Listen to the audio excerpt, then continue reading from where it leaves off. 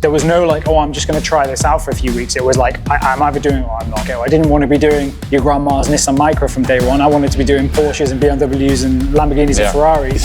Action. This is the first video of Autobook. First one. Is it? I'm on the first. It's the first one. Yeah, 10 months ago, posted consistently. Instagram's growing quickly. About to hit 5,000 followers. So yeah. I'd say, what is your goal with your business? Why did you start it in the first? The main reason I started a business was because I wanted to stop working away so much. I've got two kids, two sons, and I used to work on ships. So I used to work for half the year away completely, so that was difficult.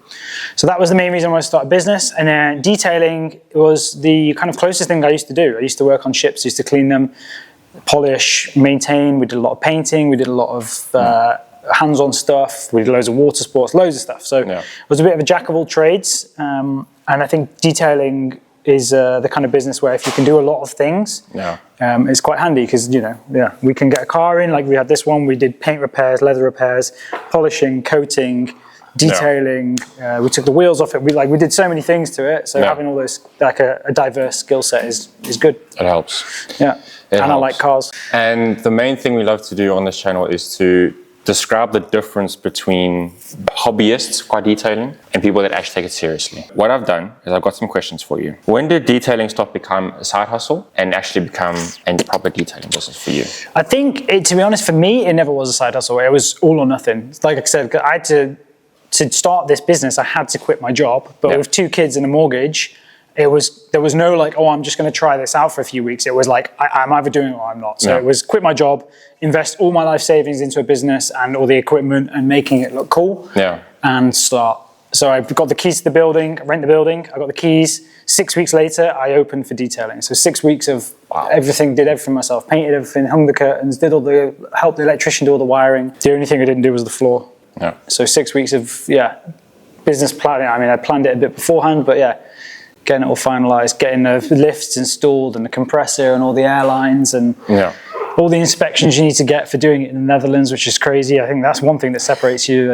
You have to have all the drainage and stuff. You have to have that emptied every 6 months or a year. So it was all or nothing for me. So it was from, it wasn't even from amateur to professional. It was from not being a detailer to being a detailer within a few weeks. And I think that's also what people also want to figure out is they've also, say for example, we're doing it as a hobby.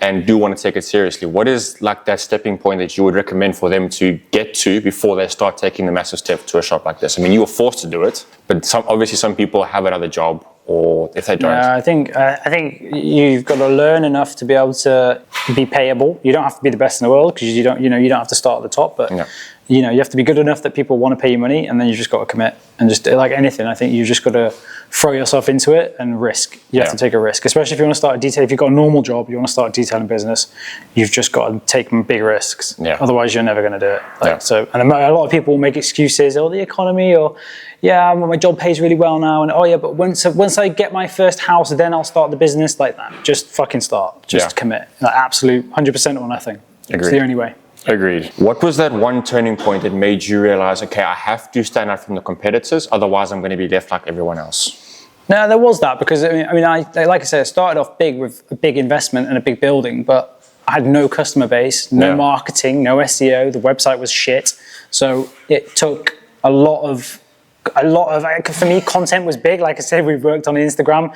Mika's been here since day one, and it was posting every single day, because nowadays with social media, marketing and social media goes hand in hand. And that feeds into the website, getting a good website. So I think we've got some big competitors locally. We're Utrecht, and we have some really big detailing shops around the corner who are very good at what they do. And those are our competitors, because we wanted to target luxury cars from the get-go. I didn't want to be doing your grandma's Nissan Micra from day one. I wanted to be doing Porsches and BMWs and Lamborghinis and Ferraris from day one. So we built a few good partnerships with garages like Man Classics, who sell Porsches, which was really fortunate for us. But we positioned ourselves where we wanted to be, and we just risked it and went for it, and now we're competing with, And was there ever a quote or a job that you severely underpriced? And probably every job for the first 6 months. I definitely quite a few, especially if I really wanted to do the job. I'm getting now, I mean, at the end of the day, if you're not booked out, then you're going to take a job for a couple €100 cheaper to get something that week. You're not going to just not take the job out of principle and then just have nothing to do, because better earn a bit of money than no money. Now I'm at the point where I am rejecting jobs, and I did yesterday because the customer was just trying to get us too far down on the price. And if I did it, my heart wouldn't be in the job anymore. The quality wouldn't be there. So for me, like, there's only a certain level I'll drop to. And I'm kind of getting to the point now where the price is the price. So there's no more, I don't negotiate much unless it's a big package and they've got lots of different add-ons. Then maybe I'll throw in like the interior detail for free just to kind of secure the customer. But normally I'm getting a bit more stubborn with it now. Yeah. Because I know what I'm worth, and we put in more effort than we say we're going to in the job. Like, we always over deliver. Like, this car is a prime example. It's in for our middle tier package, and we polished it to we polished it to perfection. You'll struggle to see much on it. I'd rather do that. I'd rather charge them the price I want to charge and over deliver. And if people want me to drop down the price, I'll say, yep, I can knock the price down 200 euros, but you're not going to get this far. Yeah. You're not going to get the wheels off. You're not going to get the ceramic coating on your glass. I'll always take some. But then the expectations are clear, number one. But then once you are doing a job like this, your heart's in it, like you said. Yeah. And that's a lot of the times the most important part, because if you're doing something, a lot of the times, if it's for the money, it's empty. There's no, and exactly. Customers can feel that. Yeah, 100%. They can feel that. 100%. Quite pricing. Do you haggle through Instagram or DMs or that kind of stuff, or do you just say this is the price? It's pretty much the price there. I'll send. I don't really price things through Instagram or DMs or WhatsApp. I normally use that as a medium to get people in the shop, because most big jobs I need to see the car anyway. So I normally try not to give any pricing before it's in. I might give them the starting price or a price range. Yeah. Once I've seen the car, met them, had a coffee, they've had a feel for the place, then I'll tell them the price and what we're looking at. And if for them it's a little bit too expensive, then I'll say, okay, well, we can give you the more basic package, or we can remove this, this, and this. Maybe I can throw in some PPF on your interior screens for free to sweeten the deal. And at the end of the day, like, a couple hundred euros here or there, they're either going to buy or they're not going to buy. Like they might get a bit stuck on the price, but it's not going to stop them from buying, especially once they've been in the space and they've got a feel for it. Yeah. And they've got a feel for me as a person, and we're getting on, then kind of sells itself if they've got the budget for it. Agreed. They're either going to pay or they're not, really. Yeah. That's also true. What would you say separates the detailers that stay busy on a consistent basis versus the ones that don't, versus the ones that are constantly chasing new business? Organization, quality. At the end of the day, like, you're going to get the repeat customers if you're delivering quality, and if they're happy, and if they like you as a person. That's what's going to get people coming back, and that's what's going to keep you busy. Winter's always a bit of a fucker, so it's going to be harder. But if you've got those customers who have done a few cars with you, they're the ones you reach out to before winter and say, hey, like, it's going to be a bit quieter for us, so we're going to do some deals on pricing. I want to offer it to you first. Like, things like that. Yeah, but there's a lot of competition, so I think you've got to, set yourself apart a little bit with quality, and I think honesty is a big one. I think people want to trust someone. So if they feel like you're doing them over on price, or if they feel like you're under delivering, then they're not going to come back, and they're not going to recommend you, and they're not going to leave a review. So that's it. And your current booking process, because you've obviously got the different packages, you've obviously got whether it be a basic detail all the way to PPF. Yeah. What are your different booking processes when it comes to those kind of services? So the main way, it's a bit unorganized and hard to keep track of, but it's a customer asks for a quote. Mm-hmm. I build a quote out through some software, send them the quote with pricing, and then they either accept it or they don't, or they ask for some changes, then I do that. Then I send it again. And then I have an Excel spreadsheet that once they book in, I have a calendar, a Google Calendar, so I just manually put it into the Google Calendar when they're coming. Yeah. And then I have an Excel spreadsheet with jobs I've done to keep track of, like, what I've earned for each month. So it's a bit all over the place, really. It's a bit disjointed. And if I forget to update the spreadsheet, then I've got to look back from my quotes to see how much the job was for and what date it started on. Yeah. And also, like, I find myself sometimes doing a job like this one. I had to go, but I think it was yesterday I finished it. It's getting picked up tomorrow. I had to go through the quote to make sure I'd actually done everything I said I'd do on it, because, like, it was a bit of a custom job. So I was like, oh, he wanted this done, this done, this done.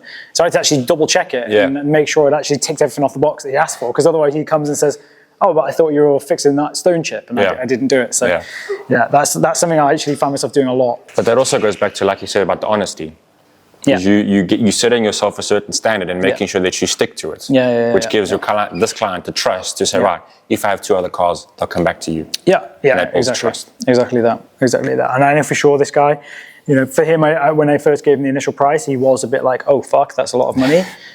But he did it anyway, and I know he's going to pick this up tomorrow, and he is going to be over the moon, and he will do another car for sure. Awesome. He's a proper car guy, and he's already very excited about picking it up. Yeah. So he'll do another one, easy. Say you had to throw everything away, and next month it says you have to close off and restart everything. How would you restart? I would restart, if I had nothing, I would, and I didn't have the money to buy, rent such a big building, I would start off small, and I would just go and get my first customers through friends and family, do their cars for relatively cheap, get Google reviews from them. But yeah, start like that. I'd probably push, I wouldn't be too worried about a website. I would have a website with good SEO, but I wouldn't pay loads for it.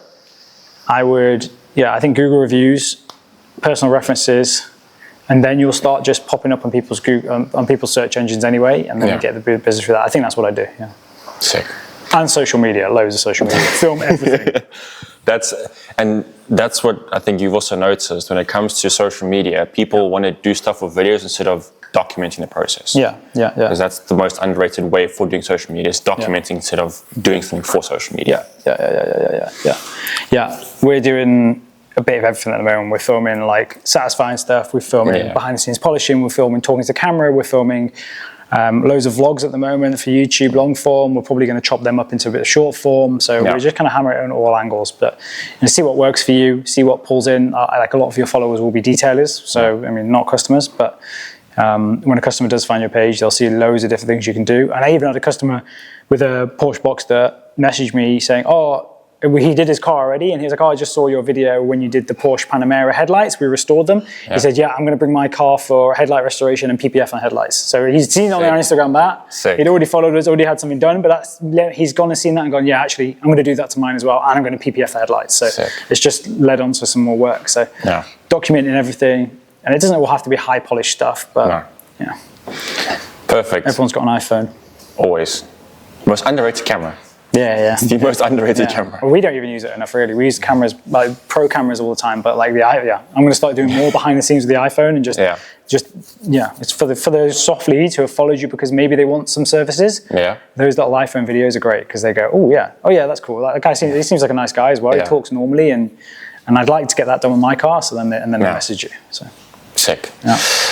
Well, that's basically the questions, and I hope that if you guys are watching, you've learned something about how to start, the difference between the two, and how you can get started. And yeah, thanks for coming on the channel. I really appreciate it. Thanks for having me.